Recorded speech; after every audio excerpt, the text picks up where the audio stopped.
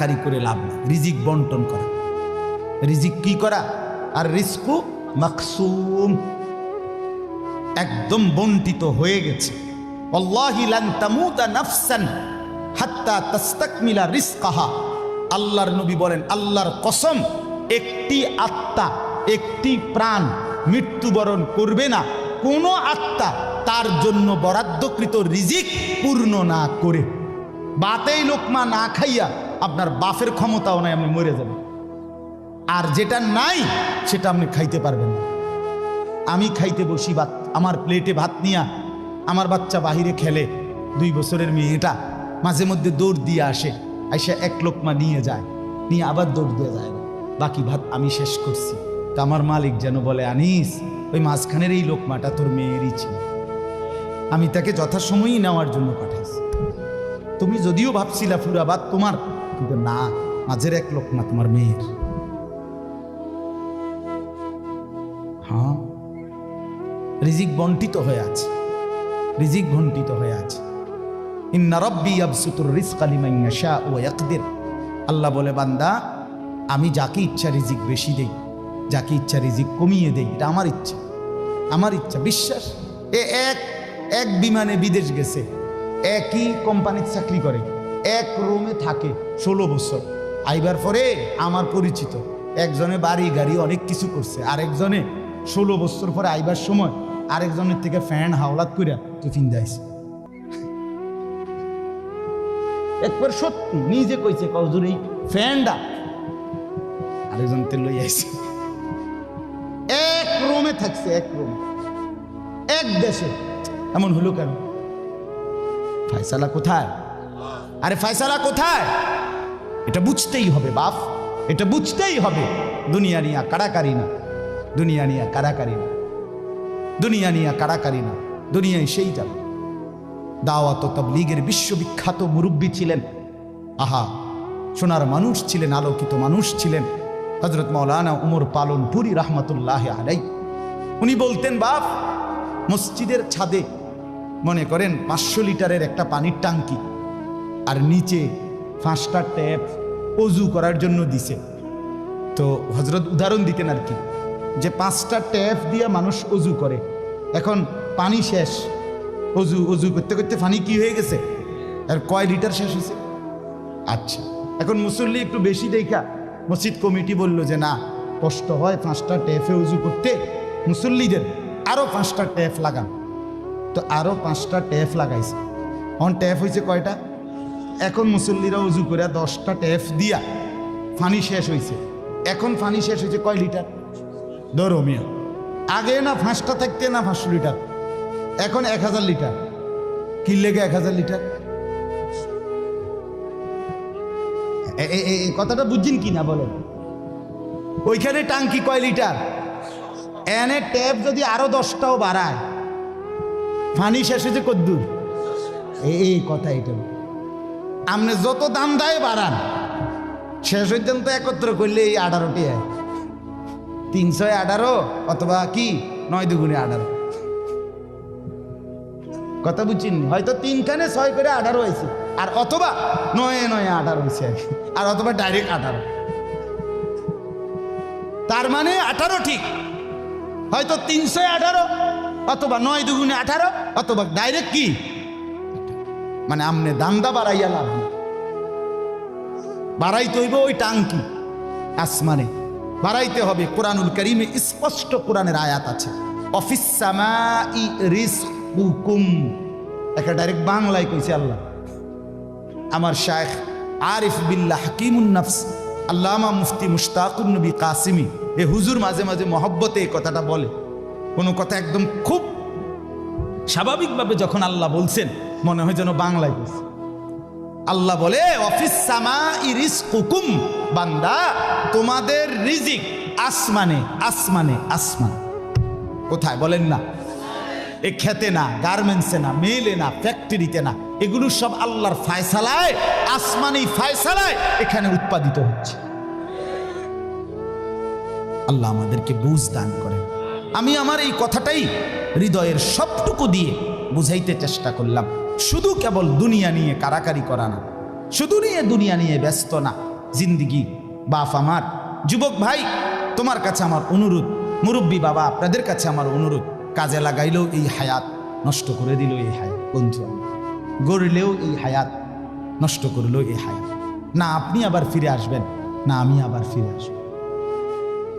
দোস্ত আমার, হায়াতকে কদর করে, জিন্দিগিকে কদর করে। আর আসবেন না আপনিও, আর আসবো না আমিও। এবার আমার এই আয়াতের তর্জমাগুলো শুনেন, তাইলে আমার কথা শেষ। আমি কয়েকটা আয়াত, ছোট্ট ছোট্ট আয়াত, 15টা আয়াত পড়ছি। অল্প সময় আমি কথা শেষ করে দিচ্ছি। মূলত এখানে 29 নম্বর পারা, কোরআনুল কারীমের 75 নম্বর সূরা। সূরাটার নাম হলো কিয়ামাহ, মানে কিয়ামত। কিয়ামত আর কি, এই শব্দটা, এই সূরাটার নাম। কোরআনুল কারীমের মধ্যে পুরা কোরআনে 30 পারা কোরআনে মৌলিক আলোচ্য বিষয় হলো 3টা, মোটা দাগে। এই 3টারই বিস্তারিত আলোচনা, ব্যাখ্যা হলো কোরআন। 3 কথা মূল আলোচনা কোরআন: তাওহীদ, রিসালাত, আখিরাত। কোন তো কি কইছি? এই 3 কথা পুরা কোরআনের বক্তব্য। এই 3 কথা আমাদের প্রিয় নবী সাল্লাল্লাহু আলাইহি সাল্লামের 23 বছরের সমস্ত কথা, জিন্দিগির খোলাসা। বুঝছেন কিনা? পুরা ইসলামের সারাংশ এই 3টা কথা: তাওহীদ, রিসালাত, আখিরাত। তাওহীদ কি? তাওহীদ হলো লা ইলাহা ইল্লাল্লাহ, এই ঈমান, এই কালেমা। লা ইলাহা ইল্লাল্লাহর যত দাবি, লা ইলাহা ইল্লাল্লাহ এটা আপনার কাছে যা যা দাবি করে, এই সবটা আদায় করা, পালন করা, এটা তাওহীদ। লা ইলাহা ইল্লাল্লাহ এই কথা আপনার কাছে দাবি করে শুধু এই শব্দটা মুখস্থ রাখবেন আর বাকি যা মন চা তাই করবেন, এটা না। লা ইলাহা ইল্লাল্লাহ আপনার কাছে দাবি করে যে তাওহীদ মানে একত্ববাদ। এক আসমানে, 7 আসমানে, 7 তবক জমিনে, কায়নাতের যেখানে যা তা হচ্ছে শুধু একজনের ইচ্ছায়, তিনি আল্লাহ। আমার মাথার চুল থেকে পায়ের নখ পর্যন্ত, আমার দেহের ভিতর বাহির নিয়ন্ত্রিত হচ্ছে শুধুই একজনের ইচ্ছায়, তিনি আল্লাহ। আমার জিন্দিগির হাসি কান্না, আনন্দ বেদনা, দুঃখ সুখ, প্রয়োজন অপ্রয়োজন, আমার চাওয়া পাওয়া, প্রাপ্তি অপ্রাপ্তি, সুখ দুঃখ সব কিছু আমার ভিতর বাহির পূর্ণ করবেন, পূরণ হবে যার মাধ্যমে, তিনি শুধুই একজন আল্লাহ। এটাই তাওহীদ। এই কথা দিলে বসান, এই কথা দিলে বসান। দাওয়াত ও তাবলীগের সাথীরা এই পৃথিবী ঘুরে ঘুরে সবচেয়ে বেশি আল্লাহর বান্দাদের কলজার মধ্যে এই কথাটা বসাইতে চায়। সকালেও বলে, জোহরের পরে বলে, আসরের পরেও বলে, মাগরিবের পরেও বলে, মখলুক থেকে কিছু হয় না ভাই, মখলুক থেকে কিছু হয় না, মখলুক কিছুই করে না। ডানে বামে উপরে নিচে আমরা যেখানে যা দেখি এগুলো কিছুই করে না, করে যা শুধুই আল্লাহ আল্লাহ আল্লাহ। এই কথা টানা 40 দিন কলিজার মধ্যে বসায়, টানা 120 দিন 4 মাস কলিজার মধ্যে বসায়, লোকটার দিলে বসে যায়, জিন্দিগি সুন্দর হয়েছে। হ্যাঁ, এটা পরীক্ষিত, দেখো পরীক্ষিত, পরীক্ষিত। এই জন্য ওলামায়ে কেরামের তত্ত্বাবধানে, নিজ নিজ অঞ্চলের সংখ্যাগরিষ্ঠ ওলামায়ে কেরামের তত্ত্বাবধানে, মশওয়ারায়, পরামর্শ নিয়ে দাওয়াত ও তাবলীগের সাথে জুড়ে থাকবেন। বলেন ইনশাআল্লাহ। 2, 3, 4 ফেব্রুয়ারি বিশ্ব ইজতেমা। জানেন 2, 3, 4 ফেব্রুয়ারি বিশ্ব ইজতেমা। বলেন কত তারিখ? ফেব্রুয়ারি। ফেব্রুয়ারি কর না কেন? 2, 3, 4 ফেব্রুয়ারি। বলেন কত তারিখ? বিশ্ব ইজতেমা। আল্লাহ কবুল করেন। আপনারা আমরা সবাই যাব ইনশাআল্লাহ। তো বলতেছিলাম এই তাওহীদ, লা ইলাহা ইল্লাল্লাহ, এটা কলিজার মধ্যে বসানো। নবী সাল্লাল্লাহু আলাইহি সাল্লাম বলেন, আল্লাহর নবী বলছেন, ওয়ালাম আন্নাল উম্মাতা লাউ ইজতামাআত আলা আন ইয়ানফাউকা বিশাইইন লাম ইয়ানফাউকা ইল্লা বিশাইইন কাদ কাতাবাহুল্লাহু লাক। আল্লাহর নবী বলেন, উম্মত শোনো, গোটা পৃথিবী যদি একত্রিত হয়ে সিদ্ধান্ত নেয় তোমার একটু উপকার করবে, কিছুই করতে পারবে না। তোমার কেবল সেই উপকারটাই হবে যেটা আল্লাহ তোমার জন্য তাকদীরে আসমান জমিন সৃষ্টির 50,000 বছর আগে লিখে রেখেছে। ওয়ালা বিজতামাউ আলা আন ইয়াদুররুকা বিশাইইন কাদ কাতাবাহু লাম ইয়াদুররুকা ইল্লা বিশাইইন কাদ কাতাবাহু আল্লাহু আলাইকা। সবাই মিলে যদি এটাও সিদ্ধান্ত নেয় তোমার একটি ক্ষতি করবে, বিপদে ফেলবে, মুসিবতে ফেলবে, আল্লাহর নবী বলেন কোনো মুসিবত তোমার আসবে না, আসবে কেবল সেই মুসিবতটাই যেটা আল্লাহ তোমার জন্য তাকদীরে লিখে রেখেছেন। রুফিআতিল আকলাম ওয়া জাফফাতিস সুহুফ। নবীজি বলেন এই কথার পরে তাকদীরে, যেমন এইখানে হিলফুল ফুজুল যুব সংগঠন নাগরাপাড়া ফৈটাদি, এরপরে আর লেখা নাই, আসেনি, এরপরে নিচে দিয়ে আর কিছু, এখানে এসে লেখা, এটা কি হয়েছে? শেষ হয়েছে। আল্লাহ তাআলা, রসুল বলেন তাকদীরের লেখা এই গোটা আল্লাহর সৃষ্টি, আল্লাহ ব্যতীত যত সাই সব কিছুর তাকদীর আছে। বুঝেন নাই কথা? এটা আল্লাহ ব্যতীত যত কিছু সব কিছুর কি আছে? এই গাছ মাছ, আকাশ জমিন, হ্যাঁ, এই মশা মাছি পিঁপড়া যা কিছু আছে আল্লাহ সৃষ্টি, নদী সাগর সব কিছুর কি আছে? তাকদীর আছে। এই নদীতে কতদিন জোয়ার আসবে এটা লেখা আছে, কতদিন ভাটা আসবে এটা লেখা আছে। তাকদীর শুধু মানুষের না, তাকদীর মা সেওয়াল্লাহ, আল্লাহকে বাদ দিয়ে যা সব কিছুর তাকদীর আছে। ও পিঁপড়ারও তাকদীর আছে। এবার আমার থেকে বাচ্চা গেছে গায়েন, এবার টিপ দিয়ে মেরে গেছে, ঠিক কিনা বলেন না? হ্যাঁ, মশা আমারে কামড়াইয়া গেছে, আমি পারছি না ধরতে, দেবটা মেরে গেছে। এই তাকদীর লেখা আছে, ফয়সালা আছে। তো এই কথার পরে যে মাখলুক তোমার কোনো উপকারও করতে পারবে না, মাখলুক তোমার কোনো ক্ষতিও করতে পারবে না, এই কথা লেখার পর আল্লাহ তাআলা তাকদীর লেখার যেই কলম এটা উঠাইয়া ফেলছে, তাকদীর লেখার যে কালি এগুলো ফেলাই দিয়েছে, মানে এরপরে আর কথা নাই। এই কথার উপরে তাকদীর শেষ হয়েছে যে মাখলুক কিছুই করে না, হাও না নাও না, পক্ষেও না বিপক্ষেও না, যা করে কে করে? আল্লাহ। আল্লাহ আল্লাহ করে, আল্লাহ। বলে তো ডাক্তারে চিকিৎসা করলে রুগী ভালো হয়, এই ডাক্তারে চিকিৎসা করলে রুগী মারাও যায়। যে হাসপাতালে রুগী সুস্থ হইয়া বাড়ি যায়, এই হাসপাতাল থেকে রুগী মইরা অ্যাম্বুলেন্সও, ঠিক কিনা বলেন? তাহলে বুঝা গেল মাখলুক থেকে। কার থেকে? এই সহজ কথা বললাম, তাওহীদ। এটা রিসালাত কি?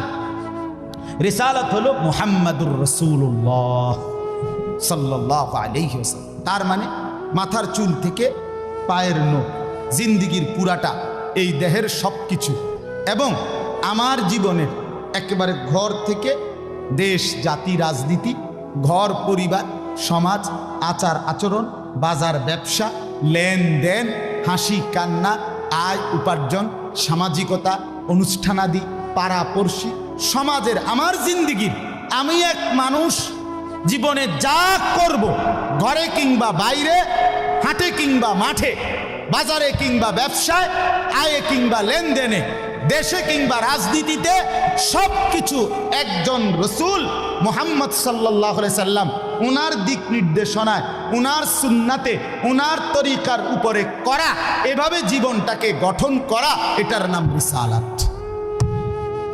এটার নাম রিসালাত।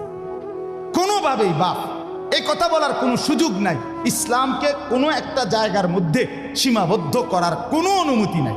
এটা ঈমান থাকবে না, ঈমান থাকবে না। সোজা কথা, হুজুর এর দূর পর্যন্ত কইতে পারবেন, এর বেশি যাইবেন না, না, এই কথা বলার সুযোগ নেই।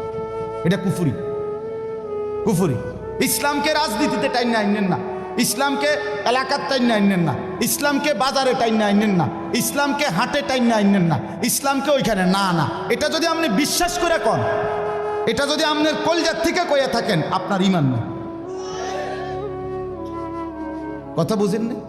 সাবধান।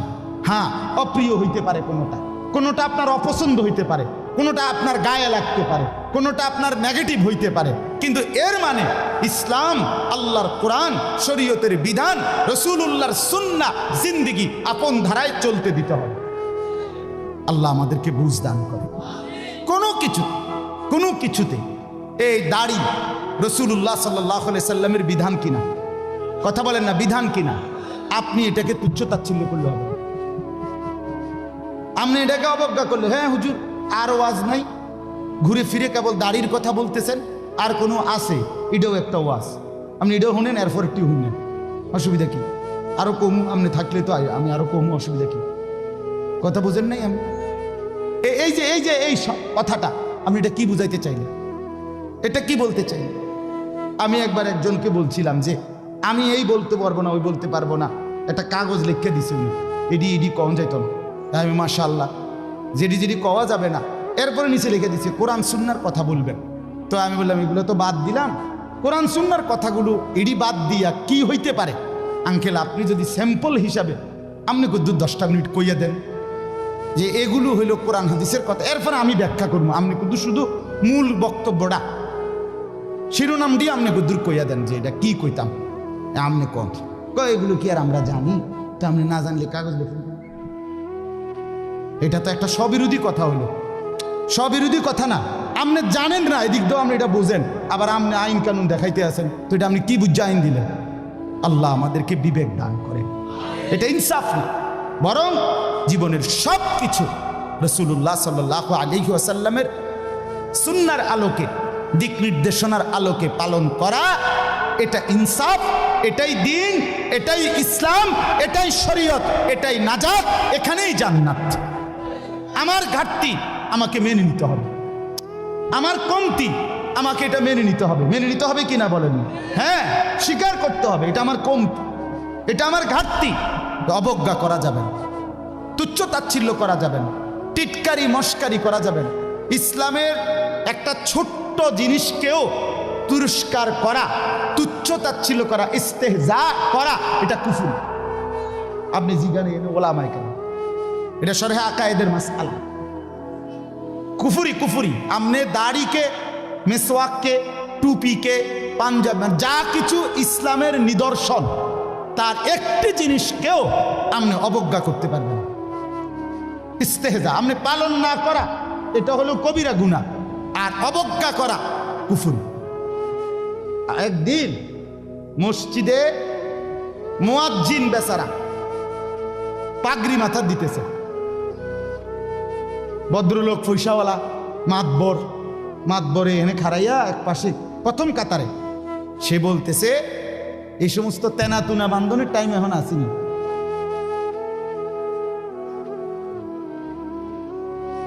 বুঝছেন না?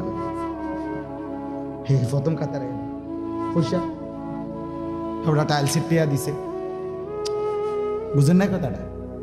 মসজিদে টাইলসের টিয়া দিছে, ওটাই তো মসজিদে তো উনি টাইলস না দিলে আমরা নামাজ পড়লাম বলে কেমনে? বাপরে বাপ, আপনি এটা কি বলবেন? কাকে তিরস্কার করলেন? আমার এই দুই চোখে আমি দেখছি, এই চোখে ভদ্রলোক কোটি কোটি টাকার মালিক, প্রাইভেট ব্যাংকের ভাইস চেয়ারম্যান, উনি জানাজা পড়ছে। জানাজার আগে ইমাম সাহেব, স্থানীয় একজন ইমাম সাহেব কবরের আযাবের দুইটা কথা কইছে। ওই উনি একটু 4-5 মিনিট বলাতে 2-4 জন নেতা বক্তব্য দিতে পারে না। হইতে পারে না যে জানাজার আগে দিয়ে কুদুর কুদুর কথা কয়, কথা বুঝছেন কিনা? এটা কোনোভাবেই সুন্নত না, সুন্নত কোনো তরিকা না, কেমনে কেমনে চালু হয়ে গেছে।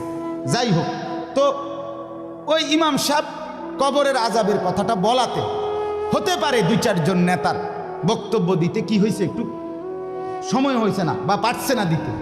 এই জায়গাটা নাহলে আরো 2 জন কুদুর কথা কইতো, ওই ভুল উচ্চারণে কইতো, আরে কুল্লু নাফসিন যায়কাতুল মউত। আপনি এতটি জানাজা পড়েন, আপনি দূরে এই লাইনটাও ঠিক করতে পারলেন না। এই কথাটা কমপক্ষে ঠিক করতেন যে আমি যেহেতু প্রায় জানাজা ফরন লাগে, হ্যাঁ এটা তো কদ্দূর ঠিক করি না, এইটাও কইতে পারেন। তো যাই হোক, উনি ডাইকা ইমাম সাহেবকে বলতেছে, আমি নিজে দেখছি, উনি ডাইকা বলতেছে, হুজুর কবরের আযাবের মিথ্যা ভয় দেখিয়ে লোকদেরকে আর কতদিন বোকা বানিয়ে রাখবে? মুসলমানের বাচ্চা জানাজা পড়ছে, অহংকার করে গেলেন দুনিয়াতে, আর কি। এরপরে মরতেন না, আপনি মরতেন না, আপনি কবরে যাইতেন না শেষ পর্যন্ত, না ফেরেশতা আপনারে দেখবে না কবরে। আল্লাহ আমাদেরকে বুঝ দান করে। আমার বাপ, আমি দিল থেকে বলতেছি, অন্তর থেকে, পুরা দিন রাসূলুল্লাহ সাল্লাল্লাহু আলাইহি সাল্লামের সুন্নাতকে, নবীজির কোনো তরিকাকে, কোনো কথাকে আপনি প্রথম ধাক্কায় ফেলে দিবেন না। কথা রুচেন কিনা বলেন? মাথা নোয়ায় ফেলবেন, নত নিজেকে ছোট করেন, এরপরে ভাবেন আমার এই ত্রুটির সমাধান কি করতে পারি। ঠিক কিনা বলেন না? আল্লাহর কাছে বলেন, মাওলা আমি যে এই কারণে পারতেছি না, আপনি তৌফিক দেন, আপনি সুযোগ দেন, আপনি ব্যবস্থা করেন। আল্লাহ চাইলে ব্যবস্থা করেন। তাহলে রিসালাত। 3 নাম্বার হলো আখিরাত। 3 নাম্বার হলো কি? আখিরাত মানে জীবনের সব কিছুকে আখিরাতকে মাথায় নিয়ে আমাকে মরতে হবে। কবর, হাসর, মিজান, ফুলসিরাত, আমার হিসাব, আমার আমলনামা, ফুলসিরাত পার, জান্নাত কিংবা জাহান্নাম, এইটাকে মাথায় রেখেই আমার হাঁটা চলা, আয় উপার্জন, স্ত্রী সন্তান, সংসার, আমার চলা ফেরা, আচার অনুষ্ঠান, বাজার ব্যবসা, লেনদেন, মানে কোনো কিছু করতে গিয়ে আমার যেন আখিরাত ক্ষতিগ্রস্ত হয়। ওয়া ইন্না দারাল আখিরাতা লাহিয়াল হায়াওয়ান। আল্লাহ বলছে বান্দা ওই আখিরাতটাই হলো বেঁচে থাকা। দুনিয়া তামাশা। কোরআনের স্পষ্ট আয়াত, ওমা হাদিহিল হায়াতুদ দুনিয়া ইল্লা লাহবুন ওয়া লাইব। আল্লাহ বলছে বান্দা দুনিয়া আর কিছুই নয়, শুধুই তামাশা, শুধুই খেলাধুলা। অতএব দয়া করে, আমার সময় নাই, আমি আর বাড়াতে পারছি না, কিন্তু এই কথাটাই আপনাদেরকে বুঝাইতে চাই, আমার সব কিছুর মধ্যে আখিরাতকে সাথে নিয়ে সামনে নিয়ে যদি জীবন চালাই, আল্লাহর কসম দুনিয়ার সব প্রয়োজন পূরণ হবে, আখিরাতের জান্নাতও মিলে যাবে। আপনি ঠকবেন না বাপ। ফজরের নামাজ পড়লে কেউ ঠকে না, 5 ওয়াক্ত নামাজ পড়লে কেউ ঠকে নাই দোস্ত। হারাম উপার্জন করে কেউ লাভবান হয় নাই। গুনাহ কাউরে তৃপ্তি দেয় না। গুনাহ কাউরে, কোনো সুদখোর তৃপ্তিতে নাই, কোনো ঘুষখোর তৃপ্তিতে নাই, কোনো কিস্তিওয়ালা তৃপ্তিতে নাই।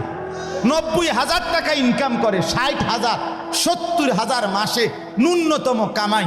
আমি নিজে জিগাইছি, কাকু কিস্তি কয়টা? 60টা। কিস্তি চলে 60টা, মাসে ইনকাম 70,000। তাহলে 70,000 টাকা ইনকামের পরে যদি কিস্তি চলে 60টা, আমার মসজিদের ইমাম সাহেবের বেতন 10,000 8,000, এবার আর কিস্তি চলার কথা কয়টা? কিন্তু ইমাম সাহেবের কোনো কিস্তি নাই।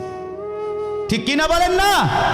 ইমাম সাহেব কিস্তিও নেয় না, এশার নামাজের পরে ফজর পর্যন্ত চুরিও করে না, ডাকাতিও করে না। বেটা মালিকের ঘরে সেজদা করে, আল্লাহর ঘরের গোলামি করে, খোদার 30 দিন 10,000 টাকা দিয়ে বউ বাচ্চা নিয়ে ইজ্জতের সাথে হাসি মুখে ধোয়া সাদা পরিষ্কার পায়জামা পাঞ্জাবি পরে আল্লাহর জিন্দিগি, আল্লাহর দুনিয়ায় জিন্দিগি কাটায় ফেলে। ওনার কিস্তি লাগে। আমার একবার একজনে কইছে, হুজুর রে আল্লাহ চালা, এরকম কইছি, আর একজন কইয়ে উঠছে, আর আমি কিন্তু আমনের কি ইবলিসে চালাই, আমনের কি শয়তানে চালাইনি? কথা বলেন না কেন? তো যে আল্লাহ হুজুর রে 80,000 টাকা দিয়ে চালাইতে, আরে আমনের চালাইতে 80,000 লাগে কেন? আমনের কিস্তি 4টা লাগে কেন? আমনে মূলত শয়তানের হাতে নিজেকে তুলে দিছে। আল্লাহর হাত থেকে ছুটাইয়া নিয়া কার হাতে দিছেন? ইবলিসের হাতে। ইবলিসের হাতে।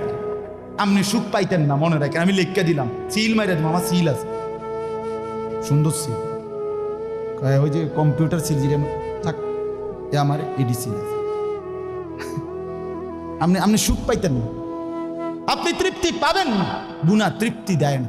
এক সাগর, আটলান্টিক মহাসাগরের সব পানি যদি কোনো নেশাখোর, মদখোর, কোনো গাঞ্জাখোরকে দেওয়া হয়, সব পান করার পরেও তার তৃপ্তি হবে না।